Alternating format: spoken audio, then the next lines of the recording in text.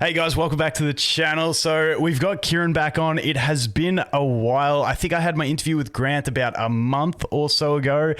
We did catch up at the Australian Crypto Convention. Had a good catch up. There's a lot of stuff. We don't really have a set dialogue for this conversation. We're just going to go everywhere because there's just everything that I want to talk about basically. But Kieran, how you going, mate? Not too bad, Vulcan. Always a pleasure to come on your show. Thanks, mate. Well, first of all, crypto convention, because we just saw each other last weekend there. How was it? How did you enjoy it? How was it for Illuvium? What did you guys get out of it? All that sort of good stuff. Yeah, it was good. It was actually surprising how many people were there. I've been to quite a few around the globe now, and seeing one done in Australia that had that big a turnout was pretty impressive. The only thing I'd say that was sort of frustrating was the convention center, when you actually go to the website, right? They've got their hero image there, and it's like a TED talk sort of stage. And so Danny was gearing me up. He's like, mate, you better get ready for this. This is going to be the big tester. Then when we got there, we realized that it was, cordoned off, and essentially there was only able to have I think 200, maybe 300 people that were able to actually watch the keynotes. So that was, a little bit disappointing, but I think the second thing was the booth that we had was a really, really big. The fact that I didn't even know that they were going to put PB2 on there, then I get there and I'm like, why is that Alluvial in this beta? And I start playing and Dimitri's like, I'm like, you guys, seriously, every single time. And they're like, yep, we wanted to surprise you, because it was the due date internally for it to come out was the 17th. Yeah. And so I was like, it's going to be too close. They're not going to be able to do it. And yeah, they pulled it off. Obviously, there were a few crashes here and there, but the overwhelming feedback was, wow, this is a really, really cool game. Yeah, 100%. It was really, like you said about the convention, I noticed that too. It was not everyone could get a seat in the keynotes. It was a bit tight for that. But definitely the setup you guys had was pretty sick. You took a fair bit of floor space. You had the open layout, which I thought worked really well as well. And obviously you had private beta 2, which was also a good touch that I quite enjoyed myself. But yeah, I thought it was just a great event. And you guys had a lot of team members there. How many team members were there in the end? I think we had 15 or 16 in the core team. Which was solid. It was good just to get around and see faces and meet people and just have a catch up. It's wow, it's actually real, you know what I mean? It was hilarious. Like I said to you, when I got there, Andrew was walking past. I said, "Hey mate," and he just looked at me, had no idea. I'm like, Vulcan? He's like, oh, it's because people look a bit different in person than they do on camera, I guess. Yeah, I mean, you're 6'8" or whatever, and people think that you're I was like, I don't know, maybe he's 5'10" or whatever, but I'm pretty good with faces, not so much with names, but pretty good with faces. And when you came up and you're like, hey man, how are you? I was like, hey bro, good to see you. It's first time in the flesh. And you were like, wow, so you actually know who I am? I'm like, because everyone's like, what? No, I thought I was like, am I missing a joke here or something? Why would I not know who you, we've had several interviews. Yeah. Yes, I know who you are. No, it was good. And that's something I feel like you guys will lean in towards that, but I feel like those live events are just a great thing. And it'd be sick, obviously once the game's out and all that stuff, to do live Illuvium events around the place and stuff like that. Because I think those things are just, they're so priceless in the interaction you get in people that are into the same thing. Yes, we all chat on Discord, we're all active on Twitter or wherever, but actually meeting people is one of the greatest things. But the event, pretty cool. After party was solid too. But what I want to get into is Private Beta 2. You didn't know it was going to be there. It was there. First, my little impressions of Private Beta 2, then a couple questions I have for you. The first thing I found with it is, and it's coming out Monday, is it? Yeah, so we had that chat with the leads on, I think it was Wednesday, and that was the no go or go. Yeah. And they basically, like, it's as you saw, right? It's very playable. The only thing is there's client server issues, and that's why we were getting those crashes. Yeah. And which is a 2-3 day fix, and they fixed those now. But I said, look, at the end of the day, it's a few more days. Like, we don't really want to launch on a Friday. Obviously, a lot of our guys work on the weekends anyway, but it's just from a marketing perspective, from like a product launch perspective, a couple of extra days. So yeah, I would be shocked if it's not out on Monday or Tuesday for in the next week or so. Yeah, which is really solid.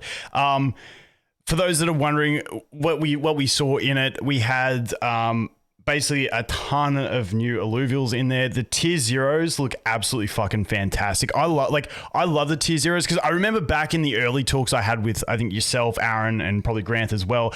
It was like, I think it was Aaron was the first one that said to me, he's like, listen, the tier zeros, they're just gonna be little things. As you fuse them, they'll just get a bit bigger and that stuff.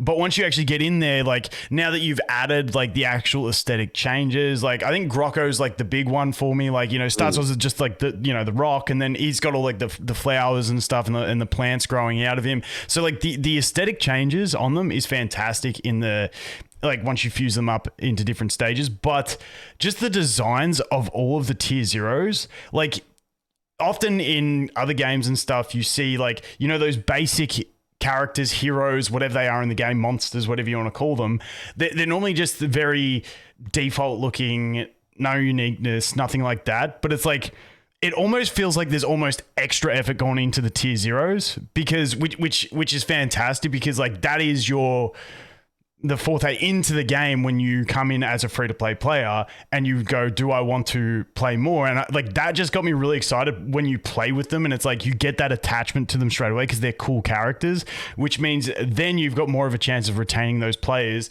to actually go further into the game. So I thought that was my first thing that I saw was tier zeros look absolutely fucking awesome, and they're actually decent, but obviously balancing still to come. But what was that, like the thought process on the tier zeros? Who do you think would do that? Like who do you think would be pushing that? Yeah, Grant's like, no, these things have to look godly and amazing. We're sitting there going, okay, so firstly, tier zeros weren't a thing, right? But as most things in Illuvium, as the journey has gone through, we've realized the white paper had a really, really detailed plan of what we were going to build. It didn't include Illuvium 0. It didn't include Illuvitars. It didn't have free to play. None of that was part of it, right? In the original plan. And that's why there's been delays. But if you think about it now, we're going to be a AAA game where we can literally onboard people from the mainstream without them even knowing that they're playing a crypto game. And so when tier zeros got introduced, it was like, Jesus, we need to do these. Like, we need them, right? Aaron was like, we got to do it. Aaron was the one pushing for the free to play. And I was like, no, man, we're in crypto. We don't need it. And Aaron was like, dude, if we want to get mainstream adoption, we have to have a free to play version. I was like, how would you possibly make that work? He's like, just leave that shit to me. Just leave it to me. But we agreed. We were like, look, we're adding an extra 40, 50 Alluvials here. Like, just can we quickly make, like, they're free. They can't be as good. They can't look as good. They shouldn't almost look as good. Like, why would a free to play version be like as good looking as your paid sort of characters? And even though this has never really been done before, it's just that's just the standard logic in my head, right? The stereotype of other games that you've played. Yep. Yeah, it's like the hero characters are the best ones. Then I start seeing the Flish and Grocko, as you're saying, and I'm like, hang on a second here. What is going on? And who do you fucking think? Grant has come in again, and he's like, I don't give a fuck if these characters are Alluvials. They need to be AAA standard, and they just went next level on them. Like they do absolutely everything. And it's for me, it's frustrating, but it's kind of like you just got to let him do his thing, right? Like no one's ever going to be able to push back on the guy anyway. So why Aaron and I just go, it is what it is. I'll deal with the community in terms of the delays, but it's not a battle. I'm not dying on that hill. You know what I mean? Yeah. Where we go back, but then you see it in practice, and this is where the overworld, like you gotta understand, we hired a dude to fly a drone around Australia to try and get the best footage we could of terrain because he's like, I want to make this like Avatar level immersion. And I'm sitting there and he's like, this Andrew says this all the time. He's like, there's 96 different types of rocks in the overworld. There's like 8,000 different plant species. There's like so many different things. And when you're not playing it and you're building it, the devs were like, we've been building AAA games our entire careers, and we've never had an art director that is like this. Like he's a crazy person. Like he's relentless, and they're trying like our technical engineers, the guys that need to actually the tech artists who get the asset and they need to make it playable inside the game. Like same thing with the groom, right? They're pushing back on him, being like, dude, this is impossible. And he's like, just if we're doing the impossible in terms of graphics, like where you see the mane on those lynxes is just like flowing down. It's just the lynxes are fucking savage. I was going to get into them as well. They are insane, and the way they've customized them. But I'll let you keep going. We'll talk. Man, this is going to be a fucking long interview because I'm just thinking about everything I'm going to go through in my head now. I've got my CEO catch up with Johnny after it, and we always either he pushes it or I push it. Sick. Mostly me. So I'll just message him and we'll push it. But my point there is, as I said, I've never built a AAA game before, right? I've never built any game before. And that's why we had to go and get the experts. Now, Grant has been in CGI for 20 years. Aaron has been designing games for the past 10 years. So I knew that they could do these things. And the way that I work is if I'm not the best at doing something, then we get the best, right? Someone. Now, getting the best means why would you ever try and stifle that person? Why would you block them? And that's why anyone that was pushing back on Grant in the beginning, I was like, get away from him, right? Like I was using myself as a barrier to say like, let him go, right? Like even Aaron would push back and say, is this really needed? Is this really needed? But all of that crazy, I was like, I know one thing, right? I know that he is one of the best artists in the world. I've worked with him for a 5-year period where I saw people saying things like, please have my babies and stuff, right?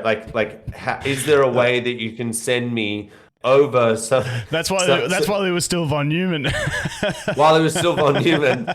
But my point there is, you go into the overworld and it hits and you're like, okay, now I see. Now I realize why he wanted to go next level, because it makes the whole overworld, and it's not even polished yet, but I can see now that once we get there and it is polished, it's going to be fucking ridiculous, man. Like without risking being that guy, overworld win. It's not part of PB2, is it? No. It's definitely not part of PB2. That's this internal naming thing that's screwing. Like internally, everyone's like, "What is PB2?" Yeah, because like when you go into Discord, it's like some people are like, "Oh yeah, isn't Overworld in PB2?" And I'm like, "I don't think so." Like, but it's not.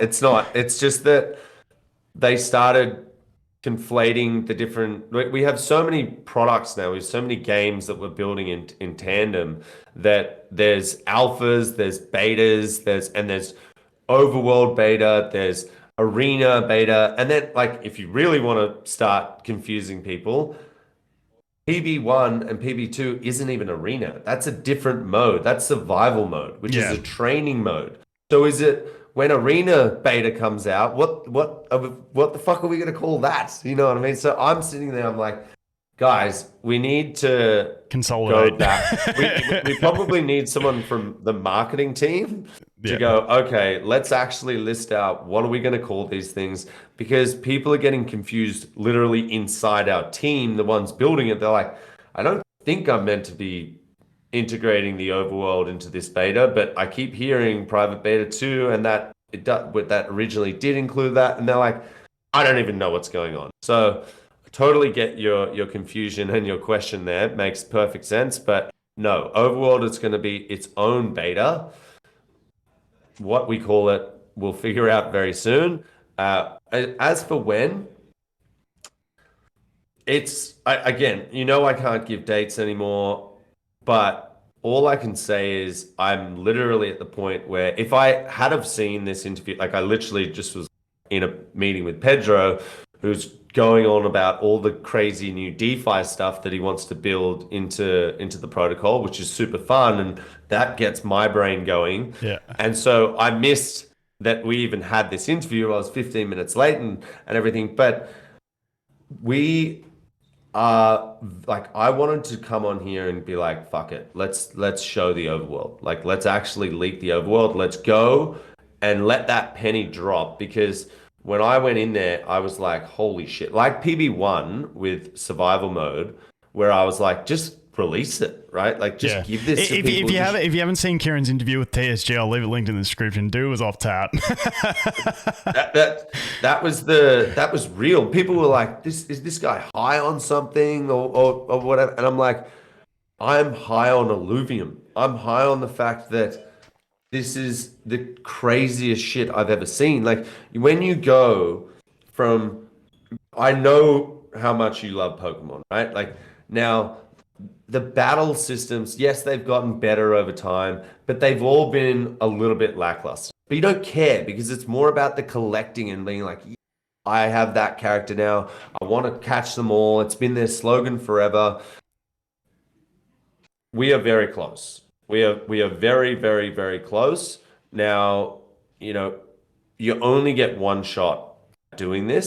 And so part of me just wants to say, release it now, right? Like, I literally wanted to be on here with you, showing you the capturing where you go from that overworld into an auto battler, that mash of two genres colliding. Yeah. Triple A level.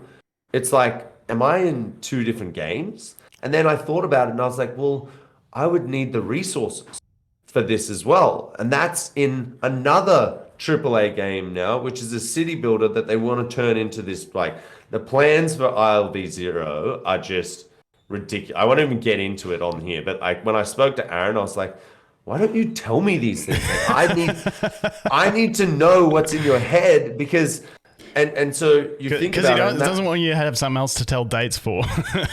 Exactly. But yeah, so all of that hype is real, and that was when I went back and I was like, hang on a second. This is a new genre in itself.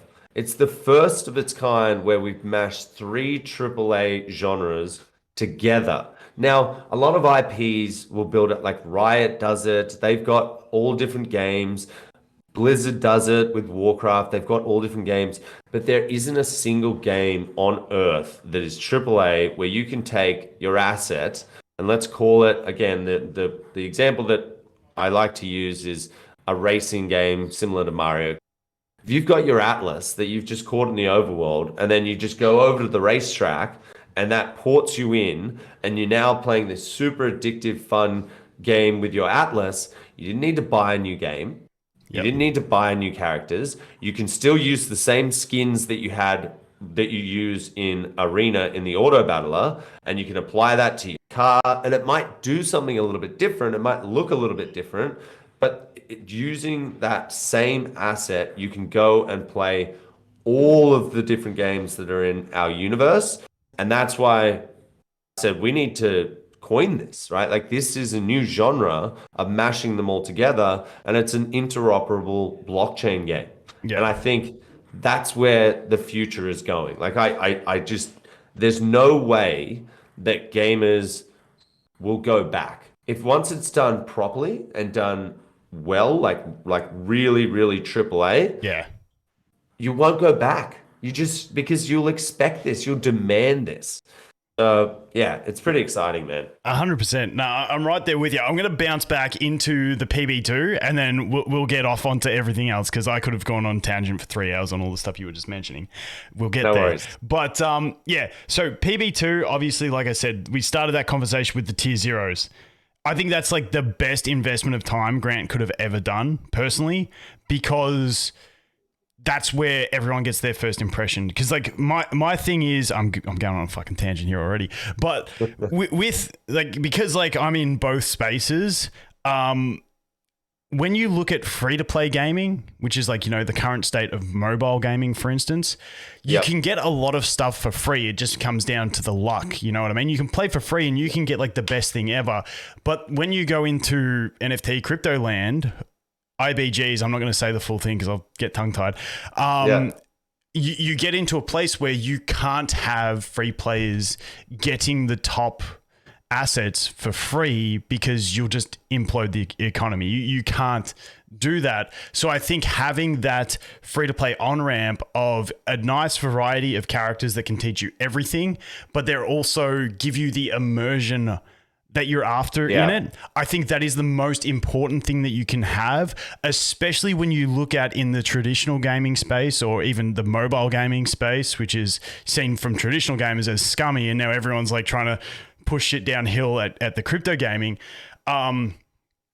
If you can't have a good free-to-play on-road that's enjoyable and immersive, you won't get people to continue playing. So I think the immersion and the effort that goes into that free-to-play side to get people sucked in is very important to go to the next level. Even though it's a funny one because like I've always said, like no one out there in traditional games is complaining that, you know, like trading cards like Pokemon cards is like you shouldn't buy Pokemon cards because they're a scam because you get something physical. This whole brain disconnect between the crypto games, the way they should be made, in my opinion, like Illuvium is, and trading cards, I feel like they're just one in the same. It's like, no, like this is just digital trading cards, but you can take your card and play an auto battler or an action RPG or a first person shooter with that pack of cards that you bought. And I think the fact that you're adding a very, very smooth free-to-play and addictive process for free players is like the most important thing. Like back probably a year ago, you wouldn't have thought that from the state. I didn't think it at all. I was like, it's the free to play that like this is where I'm saying you need all three of us, right? Yes. You need to be able to have all angles covered. I would have just said, dude, just chuck them in, right? Like Aaron's okay, sure. You're saying we need free to play. You're the expert at game design. Let's do it, but don't spend time on it because we're not going to make revenue off that, blah, blah, blah. But Grant knew that if we make that a shitty experience, like you're saying, it's going to hurt our onboarding. So not only do we need Aaron to say that we need free to play, we needed Grant to be like, we can't make it shitty for them because then they're just going to go straight back to, no, this is, I have to pay to actually get a good looking character. Yep. So it's like, it's mind blowing for me, like where I sit there and I'm like, I get it. Now I get it, right? Like I didn't, but now I do. So yeah. And you're right. Like if that was a lackluster experience where we're sitting out there saying that AAA graphics, blah, blah, blah, but then you've got these really basic, non-ideated alluvials, it would ruin it. Yeah, 100%. And like, I know it may sound stupid, like I'm really fixated on that point, but like it was like the biggest thing for me from PB2. I was like, this is actually huge because that's that's where the 99% of players are going to get their first impression, and that's what counts. But moving on past that, in PB2, the checkpoints, that's fucking huge. That saves a lot of time. They worked pretty well. It's just, if you're wondering, once you clear stage 5, no matter where you get up to, if you lose, you can go back to stage 6 and start from the start of stage 6. Then the next checkpoints after you clear 10, 15, every 5 stages. I think that's a fantastic one. I believe there's a limit on the amount of resets you can do per round, but whatever, I don't know what it's going to end up being, but either way, checkpoints is huge, because the problem with the PB1, and we all knew it was coming, it's just, things in development, but my biggest issue was it was like the time sink of trying to get to the one stage that you actually wanted to compete in. It was just too much of a time sink to invest into doing it again. So I think that is a huge change for the people that enjoy playing the game as it is. Especially in a training situation, right? Like, even though there is competitive mode, and I'll be completely honest with you, I haven't played competitive mode yet. Yeah. There's so much. I've only played a PB2 like 2-3 hours. I played 2 nights ago, when I was waiting. We've been having these merch meetings, like the whole team is in the US, so I've got to stay up like super, super late. And I had a couple of hours. It was like 12 a.m. and I'm like, fuck it, I'm gonna do it. But I'm being very, very cautious, because I literally got addicted last time. Now, I got addicted, and I'm the type of person that once I'm addicted to something, I will play it just religiously. Yep. And that actually will hurt the project. Like, I'm not even joking about it. Like, do you do something with the project? Sometimes. But so it literally is a situation where I'm being a little bit cautious, but at the same time, when I have played it, I'm not even ready to play competitive yet. Like, augments are just okay. So in TFT, when you're playing, they've got augments, right? And they do a thing, right? A Bloodthirster, for example, has 25% Omni Vamp, right? So you're getting more health back every time that you attack something. Can I just say, the Vamp augment on the tier 0, what are the lizard tier 0s called again? I forget their name. Flish? No, Flish is the flingy, the mage one, the rogue. Oh, the gliding lizard thingy. Yeah. I forget their name. It's just left me. But yeah, there was one stage, I think it was like stage 14 or something in PB2 when we were there. The fucker had this Vamp augment on, and literally I had my whole, like, the rest of them dead, my whole team attacking this one motherfucker, and I could not kill him because he was vamping that much, but I timed him out. We'll talk about the other feature, the change to the timeout feature, which is actually a pretty good change as well. But yeah, that was triggering, but also that flying lizard thing is sick. It is, but that's the one that does that ultimate where it goes like across the whole. Yeah. So I haven't even gotten to that stage yet, right? Like, where I put an augment on for the first time, and then the wheel pops up, and you get the stat bonuses. Yeah, you can do stat bonuses.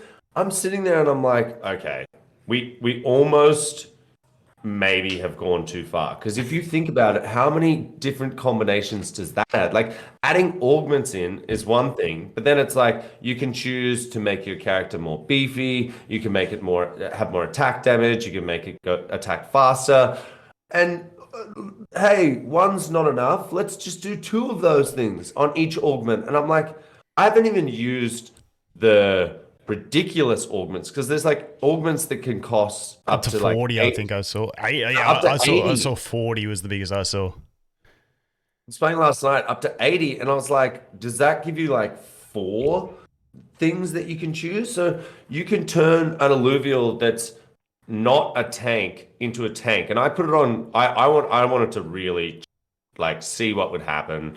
And so on a Galanti, the super, super tanky build, I think it's like a beetle, but that's like super, super tanky as it is. I put 2 tank augments on that and chose extra health and extra armor on both of them, and it was ridiculous. Like I was just placing it in the middle of the board, and there's balancing issues and all that kind of stuff. And I was moving every other character away, and I just wanted him to be attacked by every single alluvial that was on the board, and he was just hanking it. It was just like you're saying, where if you have Omnivamp on and you just double that up, I don't even know if you can put it on 3 times, 4 times. Like, I don't actually know how crazy they've gone in this. And it's to the point where I'm like we had people in PB1 being like, look, this is so complex. There's so much strategy that goes into this. This is too hard. And this is going to make players go away. But the opposite effect happens. Like, obviously, you're going to get some people that are like, this is too complex for me. But I think the thing is, though, you're not going to be, the difference is in a beta, you're hit with everything at once.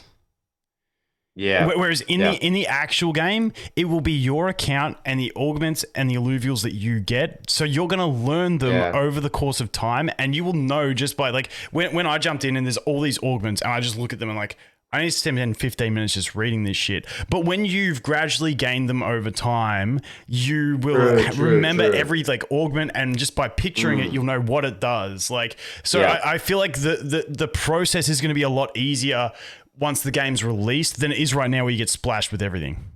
That you're 100% right. And I actually had that like, just wait until you play the overworld. I'm not even joking. I might do something dodgy and send you the overworld and just say, because I just want your reaction, and I know that you don't need an NDA, and he's a vault with I've sent many things to you before, and you've held them. So I think I might do it and just get your reaction.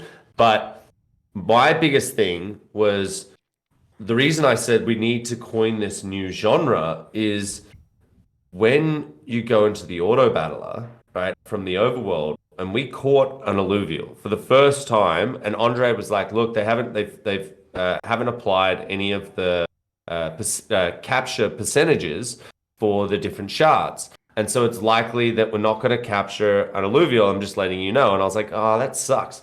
And we tried once. It starts getting a little bit unstable, and it condenses, and it starts rocking around. And then we tried again, and we caught one. Right? We caught this little Ramphie, and I'm like, okay, now the penny's dropped. I only have a Ramphie. Like, what good am I gonna be in the arena if I only have a Ramphie, right? So then I think, okay, well, got to go back to the overworld, but then I don't have enough resources to go into the overworld, so I have to go back to Illuvium 0, and I'm like, this whole thing is interconnected. And everyone is playing a game right now where you're exactly right. Like, where it's like, here's everything, right? Yeah. You get 150 characters, you get all the augments, absolutely, like, it's all shoved in your face. But that's not reality, right? Like, that's training camp. Once you go out into the real world, it's going to take thousands of hours to build up a deck of 150 alluvials. It's going to take so much time to craft and get those augments. So you're right in the sense that you will learn them over time, and when you get an augment, that might be the only augment that you're able to have for like 2 weeks or a month, depending on how much you play. And so, yeah, you are going to get really used to, like, okay, I know which, and the same thing with the alluvials. It's not like, holy shit, I have 150 alluvials to choose from here. Which augment do I put on which alluvial? You've got, like, hey, my team of 6 alluvials, or maybe you've got a team of 20 alluvials, and you only have 1 augment. So, it'll progress nicely. And what I really loved when I saw the augments is, I feel like you're going to get a lot of people go, oh, that's broken, but then they'll see the next thing, go, oh, that's broken. And that's what I really love. I remember in my early chats with Aaron about gameplay, he's like, no, there's not going to be a meta. And I'm like, fuck off, idiot. There's going to be a meta. But like, the only like, now that I've seen the detail and the complexity and the customization, I think the only meta is going to be echo chamber meta through someone saying this is meta, and then everyone snowballing on and going, oh yeah, this is the meta. But like, I don't see there being a fixed meta that will last more than a couple days, because there's smart people out there who will figure something out because of the customization and with augments. Like trillions and trillions of different combinations. And the great thing for me is, like, if you're not like the most competitive player and you've just got a favorite Alluvial and you like want that to be strong. I mean, when we were at the convention, Scoriox was sitting there playing, and I forget the stage 1 snake's name, but he was playing with the stage 1 snake. He put all his augments on, and this thing was just like, its attack speed was through the roof, and it was just nuking everything as a stage 1 snake. And it was just like, that is stupid. That is like, so anything you enjoy is the big takeaway for me, is that anything you enjoy or any Alluvial that you like, you will be able to make viable to a certain extent. Now, the other thing on top of that is that I love about how much shit there is, how many Alluvials, how many augments, customization, all that. It's going to be what you've played more and learnt, as opposed to what is the best. There'll be those odd freaks, you know, those like those people with like photographic memories that like know everything, and like you can give them the option of everything and they'll make a deck.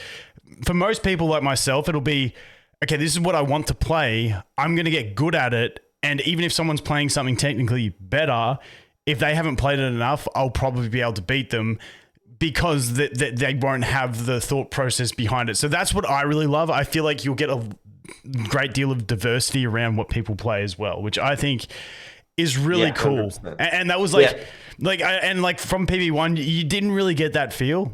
And like I said, when Aaron said that, I was like, yeah, nah. And then I played PB1, I'm like, this guy's dreaming. And then I just saw that and I was like, holy shit, it's true.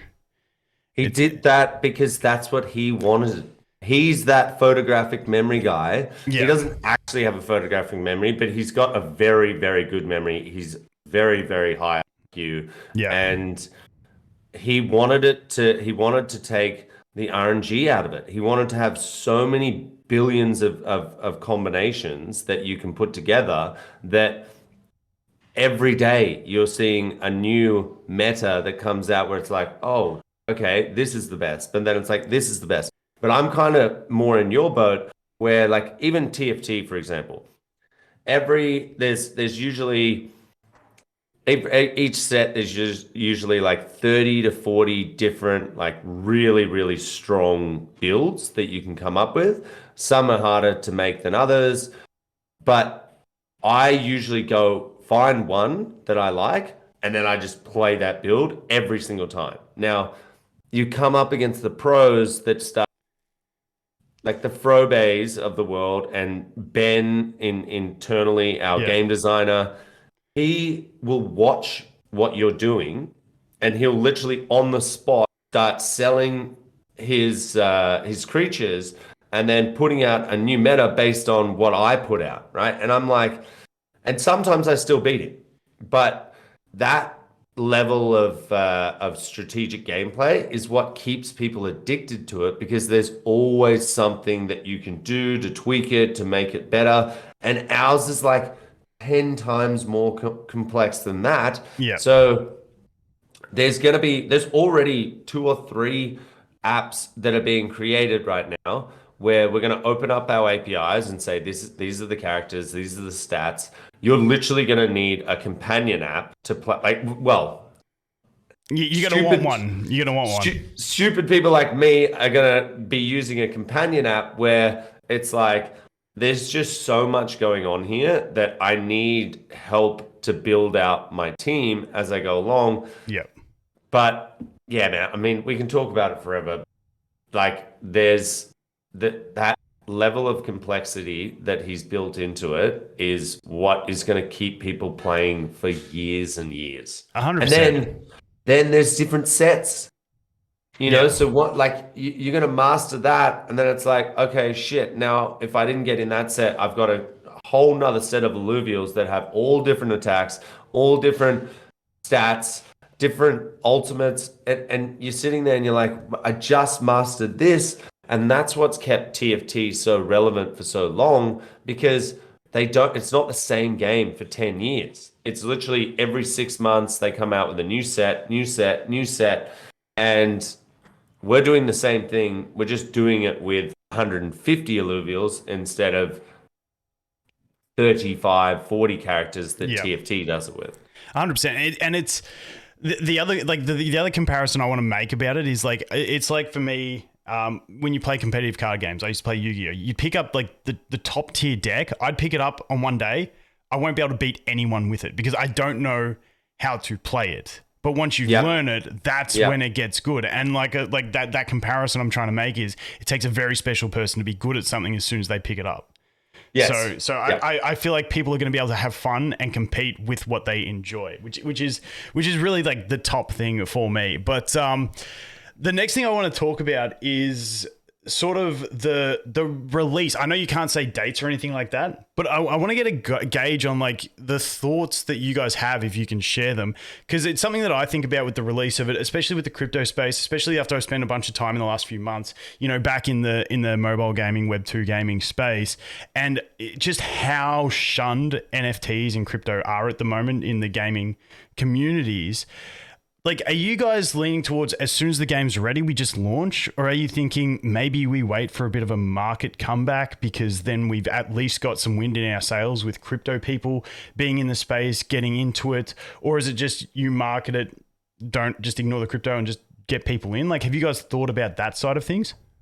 Yeah, so it was a big internal debate that we had. And we had like literally like the 5 Steerco members that we have it was like 3 were saying we should do it all at once. Then we had 2 were like, maybe we should do it as like a piecemeal where like each mode that comes out, we just give it to the people.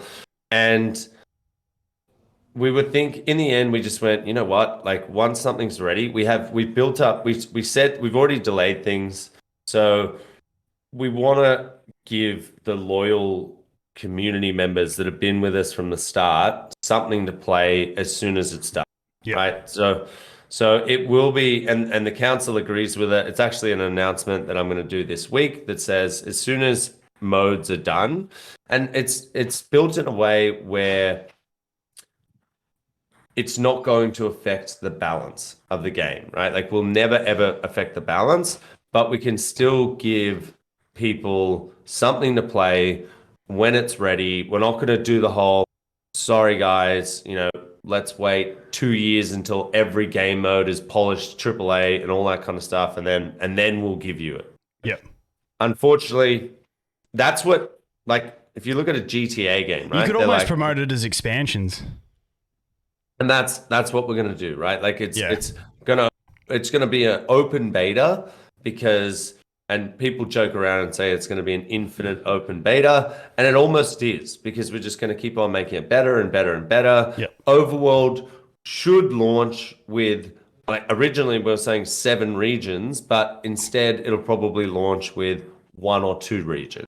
Yeah. You know, that type of thing. So you still get the entire experience of going into one AAA game in the city builder, going into another AAA game in the overworld creature capture battler, and then going into the arena where it's another AAA auto battler. You're going to get that entire experience, but we'll just release it over time, and we'll make them better and better and better as we go along. Yeah, sick. And the other thing sort of tied into the gameplay of it that's got me really curious, I know we spoke about it on an interview once before, is there been any more thought into the pricing of shard curing, travel, all that stuff? It's going to be way cheaper than I thought. Because right, I remember early on you were like, oh, you know, maybe $20, and then you're like, we got guys saying like cheaper, so like you're really curious. Yeah, so I definitely don't have those figures. We don't internally have those figures yet, but the models that we've made, it's looking like everything is going to be way cheaper than I thought. And again, the reason is we're trying to get, it doesn't really matter what price something is, right? Like as long as we don't as long as we don't create a barrier to entry, it's all about the value after how long did it take to capture Ramfire, right? Like, and originally I was thinking, shit, if my crypto head was like, you know what, if you had to travel to a region and it cost $20, if you had to, cure some shards and it costs you, say, $10 a pop to do that, and you then need to craft some armor, and that costs a little bit of fuel as well. If you're $50 in or $100 in when you first capture an alluvial, that's an amazing experience, right? Like that shit. Like you got to remember, we started this when it cost $1,000 for you to get into Axie. Yeah, right it's now changed a bit now. Yeah, it's changed a bit now, but we're thinking not about the 1 million crypto gamers. We're thinking about the 3.5 billion mainstream gamers. Now, microtransactions are much, much, much more acceptable to a person in mainstream. And originally, I was still just thinking, this is just crypto.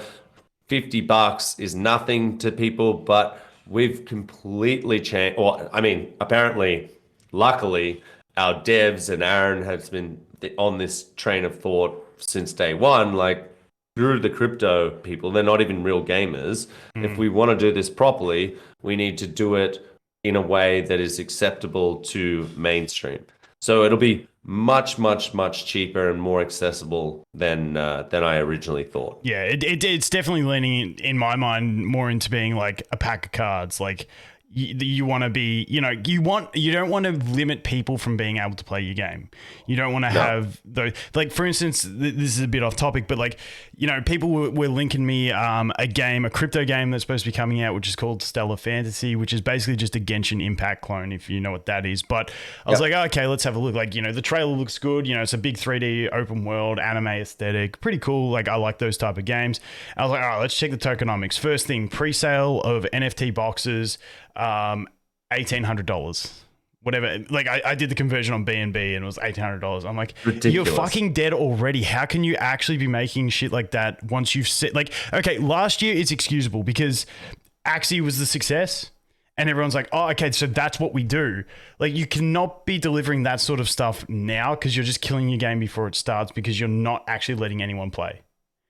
So there's a reason they had 2 million players and now they have, I think the last figures that came out was like something like 30,000. It's all about the money. It's all about the money. Yeah. Right. Which is not sustainable. You cannot build a game like that. And, I don't know. If it was me, we probably would have built a game like that. Like, not obviously to that sort of economics, but Aaron has been adamant on the fact that, like, because he wasn't in crypto. Yeah. He didn't care.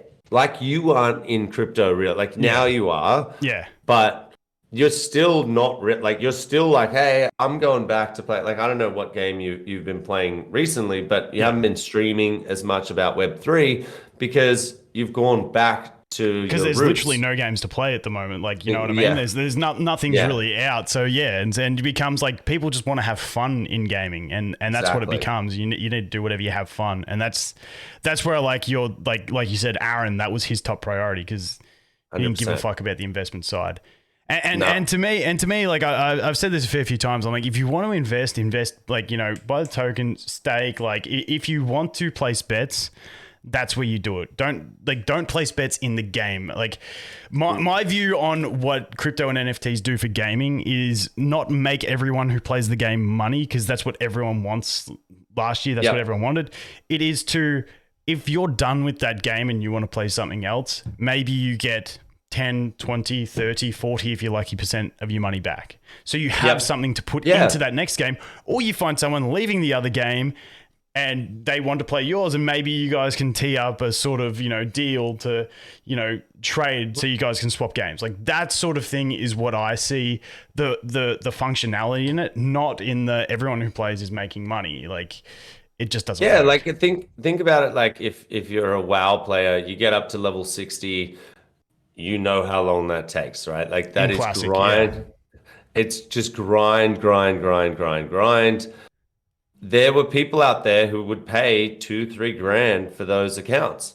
Imagine if when you get over WoW, you got to the pinnacle, you could sell it, and then you had $2,000 worth of fuel that you could buy to go and play Illuvium. Yeah. And then you go and play Illuvium for 10 years, you get all of your Alluvials to ridiculous stats, you have an awesome character range, you've got all the augments, you've got a really, really good account. But after 10 years, you're like, now, hopefully, building 9 AAA games and mashing them together will have a longer play curve than 10 years. But if you do get over it, there's going to be another AAA game that's in blockchain. There's going to be many, many, many AAA games out in blockchain, maybe even Star Atlas at that point. If you can, if you can sell, we're not going there. Sorry for that cheeky little thing. But yeah, so you could sell your assets very easily. We literally made a marketplace for you to do it. So instead of you going and doing all this black market stuff where you're selling accounts on eBay and shit like that, you literally have a place where we're like, go for it. You deserve it. You're the one who put the 10,000 hours in. Who are we to say that you can't sell your characters or sell your game or whatever? And so then you take it into the next game. And that's why I'm saying that's the real value that we're talking about here. That's why players, once you give power to the players in that sense and you take it away from the developer, they're not going to allow other game develop. Like they'll say, this is bullshit. I don't want to have to, buy another game every single time you bring out a slightly better version each year. I just want to use my same assets. And so I just don't think now the reason that NFTs have such a bad name right now is because people look at the games and, as you say, there's nothing to play, nothing real, like unless you want to earn money from playing a game, there's nothing for you to play, right? You would be stupid to be playing something here because there's 50 times better games back in mainstream. So, but once you're playing the same quality of games and you have that ownership and that power, why would you want to go back? Yeah, I think there's one other weird thing that's going to be a hurdle. It's like when we went from like WoW days, subscription model days, it was like, WoW, you pay your 12, it's probably inflated to like 15, 20, like, I don't know, inflation's fucked. But, you pay your 10 to 15 bucks a month and you're playing the game and no one cared about spending money in that. Then we got into the massive space of free-to-play games, which are continually getting better. And now a lot of these free-to-play games are cross-platform PC, full action RPG, stuff like that. And so now you're getting a lot of people catered towards, I don't have to spend anything and I'm in. So it's an interesting conversion back into like, yes, you can play free, but the extended experience you're going to have to spend on with some retention value in that. And that's where, like, I just got onto a side thought. Also, just had to quickly say, when you're talking about WoW and, selling accounts and shit, man, and this is where, how Aaron's anal about, anti-cheating and botting. Fuck, even I was running a bot back in WoW to farm gold. I had my rogue running around skin and shit so I could sell it and get the gold. Like, if you can, people do. And I don't care 100%. What you say. You're human. You're going to take advantage of what you can. But yeah, I was thinking about the idea of, like, and this is just something that popped into my head, like a subscription for Illuvium where it's like maybe you pay your 10, 15 bucks a month and you get maybe 20 bucks worth or 30 bucks, like maybe double what, I don't know, percentages and shit, a certain value worth of shards and travel. So you have that inherent value, which then promotes the gaming side of it, and then you can get a good chunk of play out of your subscription, and then the rest is on top. And that goes back to a mobile gaming model where they do monthly packs and stuff like that are always higher value than the rest of the stuff, and limited packs. Yeah, that's a very, very interesting thought. I'm sure the game economists have thought about that, but I certainly haven't. And that's interesting because imagine a direct debit Web3 wallet solution, right? Yes. Like where it's taking it out of your MetaMask, you put in your contract address, it just takes it out monthly. That is interesting. That is definitely something to think about. And that right there is what I can't remember who I had the conversation with at the conference, but I was talking about how it's actually like quite a valuable thing, how much you guys have been delayed, not trying to sugarcoat and say, good job on your delays, get the fucking game out, mate. But, but like, it's like, I remember when I first talked to you, I was like, but why the fuck we're gonna have to create a wallet to play you know what I mean? And all these issues that I had, like my big issues coming into it, credit card onboarding, holding of assets, but like all these things are slowly getting solved by things like Immutable X and like just the space is solving problems while you're developing the game, which is very beneficial. Wallet. That I couldn't think of the fucking name. Yeah. So it's like all that stuff. I stuff. rememve when you said that to me. I'm like, dude, no one's going to want to fucking set up a wallet to play a game. You got to do this. You've got to hold the assets and just like keep it internally to yourself. And you're like, we can't do it. And that was Johnny actually, right? Johnny we're talking and I made it. So it was just a long standing joke where like everything Aaron said to me in the beginning, I would say, no, we're not doing that. And he would be like, okay, like fine, if you really think, I'm like, I know the crypto side of things, we're not doing that. And we got to a stage where we're like, God, like nothing we do is affecting the token price. Like we had a Binance US listing, Coinbase just announced it, and nothing is moving the needle. And I was like, well, at least we've built a game that can compete in the mainstream. Like worst case, we just say bye-bye crypto. And obviously this is a joke, but it made Johnny go, what if that did actually happen? Now it's not, obviously, but he's like, what if we created a solution inside the game where you don't even know that we're storing your assets for you, and then we gently say to you, hey, we can migrate it, we can create that wallet for you, and it will have all of your assets at a click of a button. And everyone was just like,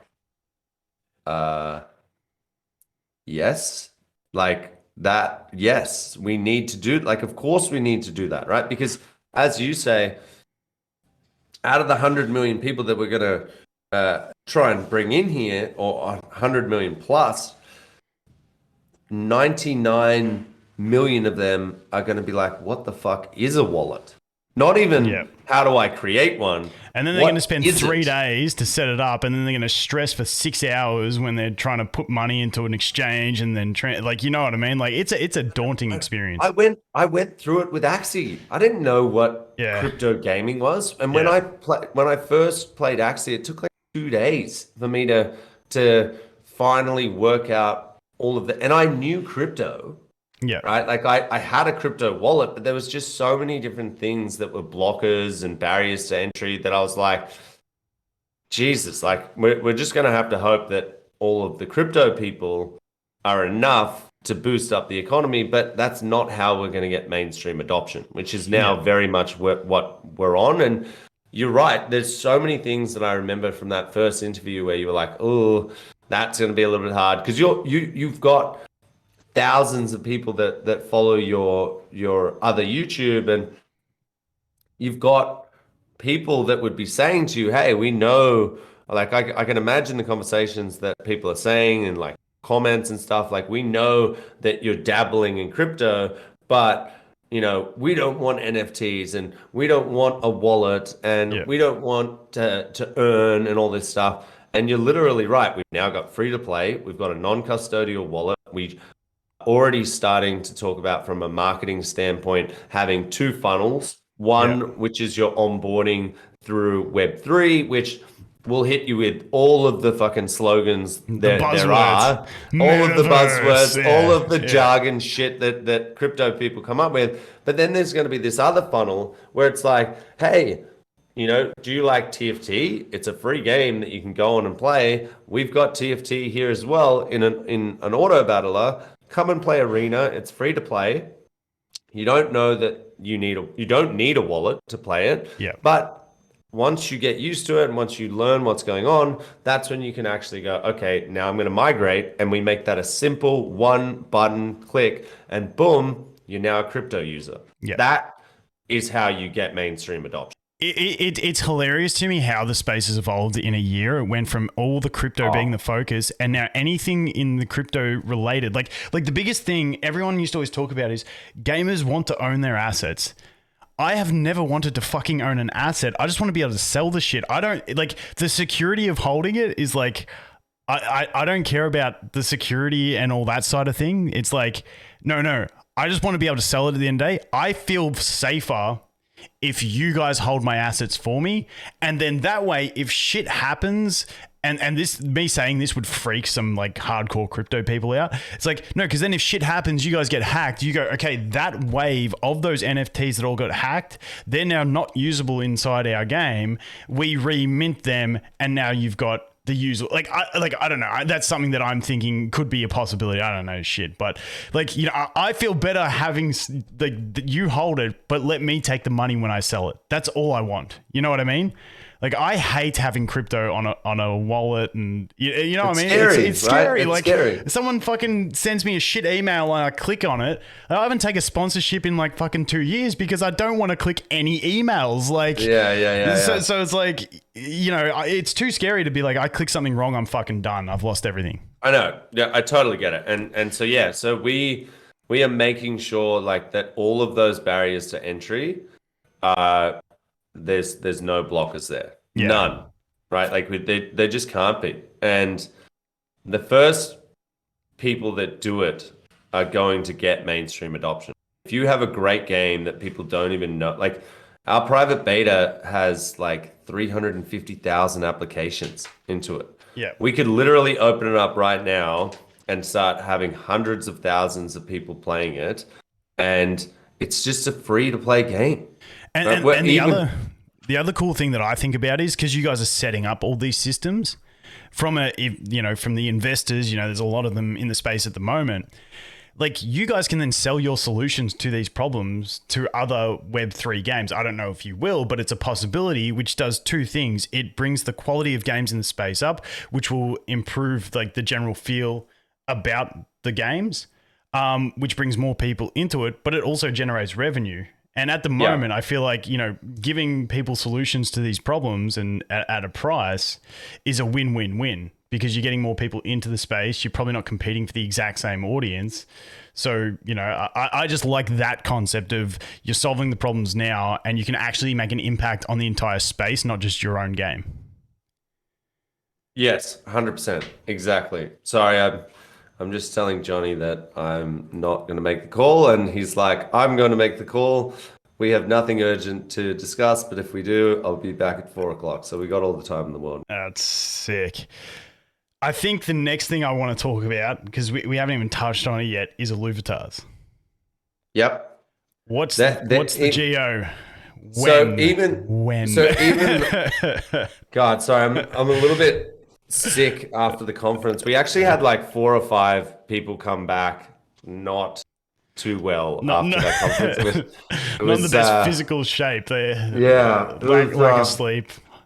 Yeah, it was lack of sleep, nutrition, a whole bunch of stuff. So we've got like salads and stuff. But that's actually another thing, because I remember you were on you didn't really like the idea that Illuvitars would be expensive, right? Like you again. No, honestly, that was the one where I'm like, I think you've got to have cheaper options so people can enjoy the fun. But I'm like, I'm also cool if there's a bit more of an expensive option to get whales in. It's basically the mobile gaming strategy. You have low level to get everyone enjoying it, to incentivize the whales to dump cash.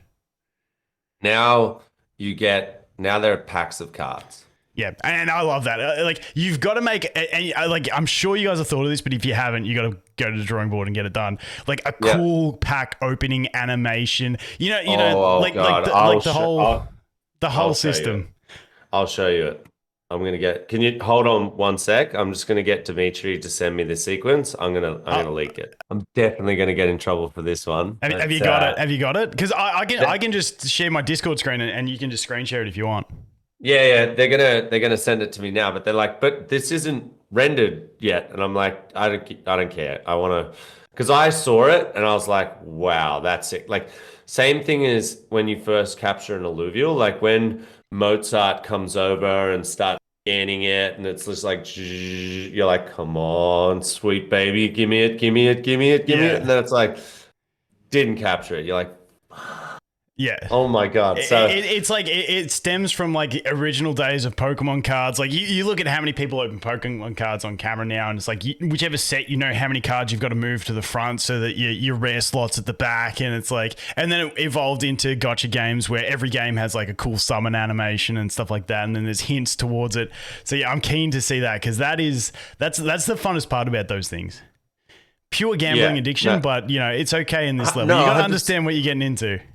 100%. And like that feeling, once again, like that was, so I'm pretty sure Florian, it was a combination of Florian and Alex.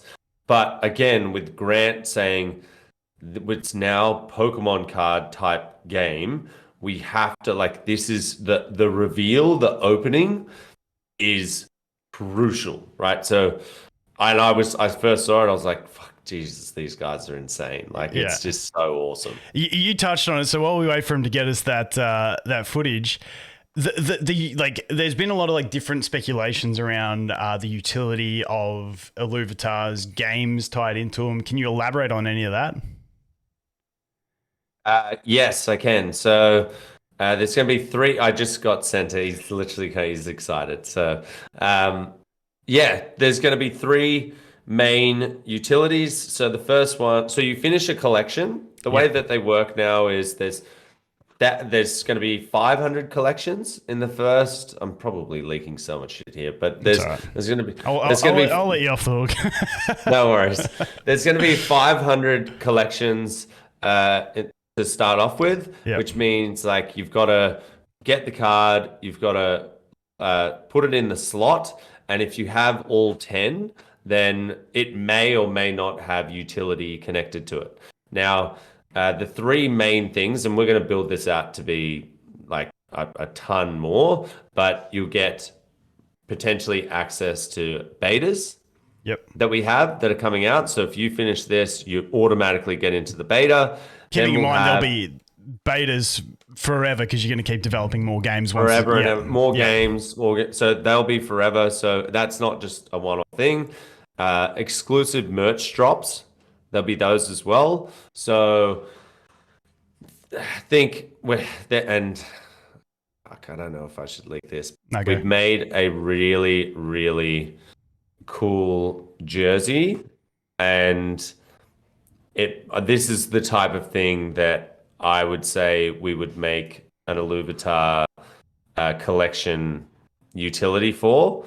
I'm just going to pull it up now. One sec. There we go. All right. Yep. Sweet. Got it. Recording. They look sick. Yeah. So again, this is would like 90% there, but yeah, this is our esports jersey, and we might have a collection where you only get access to this if you have that collection of Illuvitars.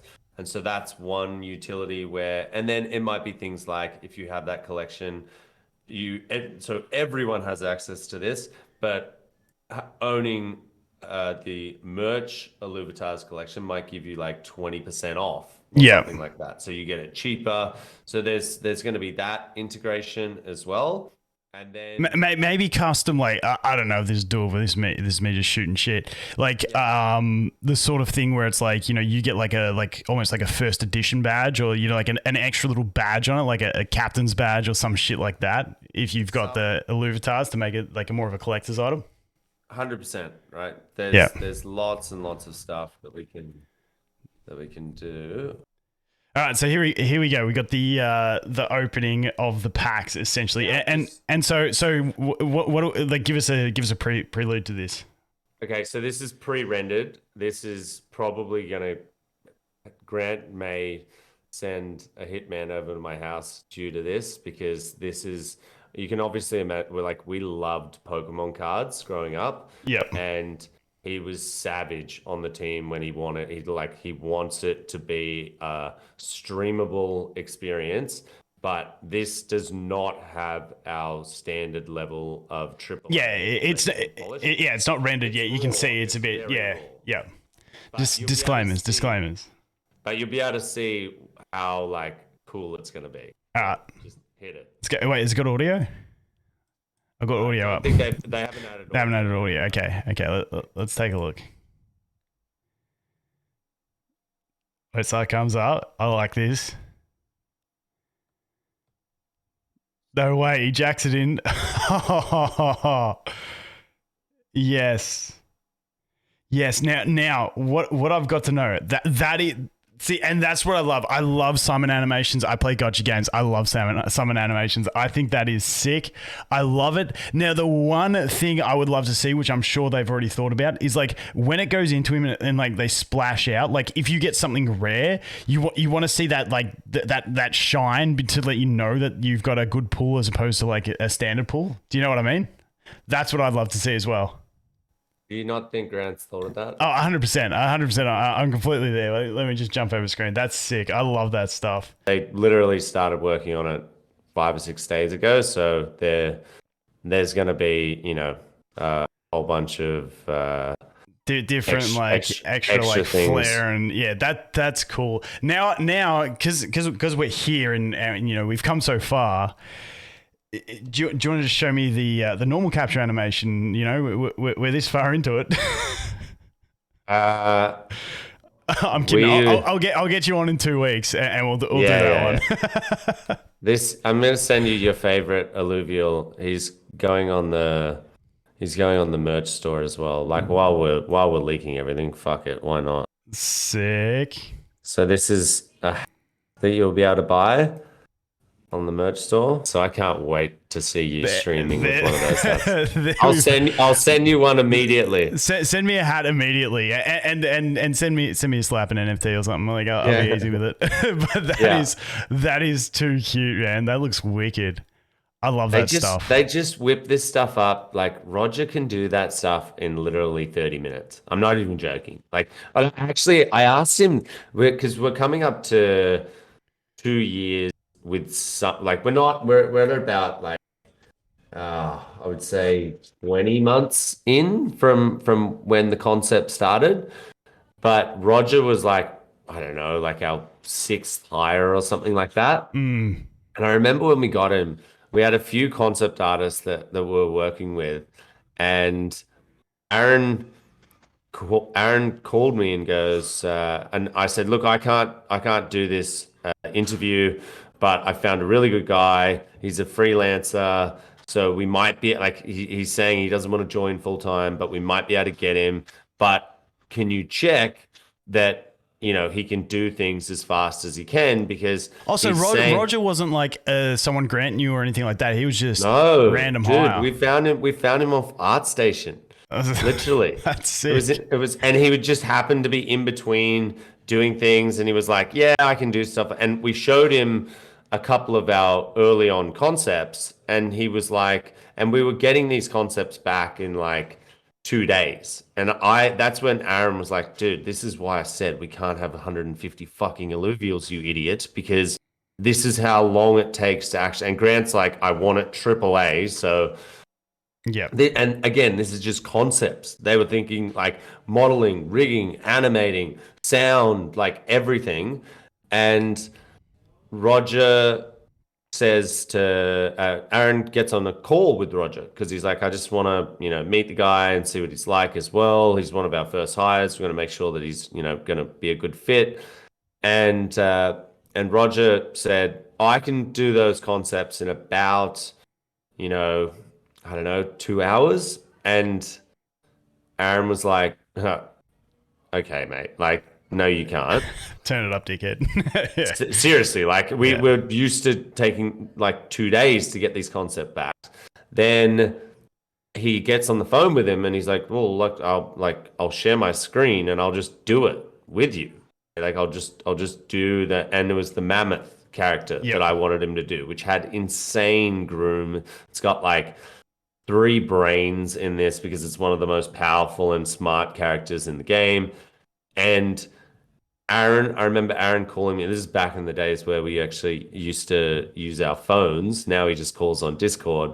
But he calls me and he's like, dude, Roger just did this concept in 25 minutes. And he sent it back to me. And I was like, dude, okay, look, he's playing you. He obviously didn't do that in 25 minutes. When did you give it to him? Like I assumed he gave it to him and then just said, oh, it took me 25 minutes, but he came back the next day or whatever, and that's when he gave it to him. And he goes, you fuckwit. It was on stream. And I'm like, what?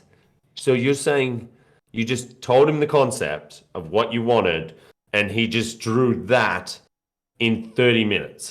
And he's like, why would I lie to you? I'm not fucking with you. And I'm like, hire him.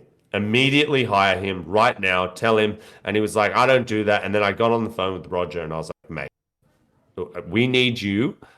You're like, you're going to be the lead concept artist. We're going to build a team under you.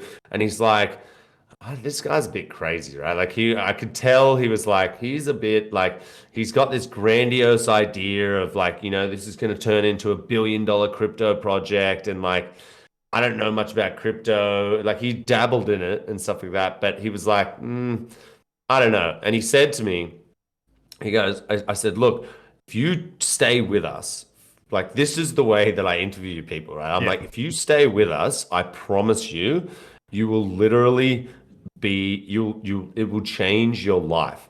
And he said, look, I just want to be able to afford a new kitchen bench top. And I was like, the fuck? That is such a weird thing. I was like, dude, if you do this right, we're going to give you a whole bunch of tokens. You will literally be able to buy a house if we do this correctly, right? And we launch it. And now we joke about that all the time because, like, again, I obviously can't really talk about price or anything like that, but he was one of our first hires. So we gave him a decent amount of tokens and he has sat on those tokens. And, I said to the team, do whatever you want. They're your tokens. I'm never going to sit there and be like, don't sell. Like we've locked our tokens for an extra 2 years because we don't sell our tokens. We don't give a shit, right? We see the long term, but I'm not going to do that to our artists and whatever. But let's just say, if when these 3 AAA games all come out and there's yield and there's earning and all of that kind of stuff, I'm pretty sure Roger will be able to buy a house. Yeah. So at least a bench top, he'll still be happy, yeah? Yeah, he's a simple. He doesn't care about the money, man. He's like, dude, I just want to be in a team where I'm building cool shit. And like, he would have done this on one of the merch calls. Like, I'm not even joking. That image that we just showed you, which is sickeningly good. Like, he would have just been talking to us and drawing at the same time. And that's his way of showing his personality, right? Like, he could have just ideated the hat, right? Like, he's the one who's building the merch collection, designing it with Florian. Could have just done the hat, but nah. He's like, I'm going to put that hat on a brand new concept of slapping, and that's it, right? Like, that's Roger. That's the type wicked. Of it's So that's why I get so animated and I get so excited when I talk about my team, because we got so lucky by getting the team that we did. They're just freaks at everything. And so it's just so much fun, man. That's awesome, dude. I reckon we'll cap it there because we have had a fairly long time here. But after we get PB2, after a couple of weeks, I'll get you back on and we'll go through a bunch more because, like I said, I could sit here and chat for another 3 hours. But we'll do. I promised you this at the conference. We'll do Overworld. I'm not even joking. I'm in one of those moods where, had I had time to prepare for this interview, we would have been literally trying to capture an Alluvial. Yeah. So we'll do it a couple of weeks, and then it'll be polished and we'll be set to go. And then you're already getting bashed for enough today, so that's fine. I might not be here in 2 weeks. Recover a bit, and then we can go again. That's easy, man. Exactly. But as always, dude, like honestly, a lot of stuff. It's looking really solid. Like I said, I'm excited. After I played PB1, I'm just like, okay, sick. When game comes out, I'm 100% there. PB2, fantastic. I feel like you'll get a lot more engagement in the game. You guys will look at your back-end analytics just from literally checkpoints alone. I feel like that will make more people play more often just because you don't have to invest that time. So I think that's 100%. Wicked. But as always, dude, thanks for coming on. Appreciate all the little alpha drops we got. No worries. It's always good. No worries. Thanks for having me, man. As I said, if I'm still here in 2 weeks, if they haven't killed me due to all of these leaks, then yeah, we'll do it all again. I love coming on your show. As I've got a bit of a soft spot for you, so it's always fun. Appreciate it, mate. All right, Thanks. dude. I'll talk to you soon. Catch.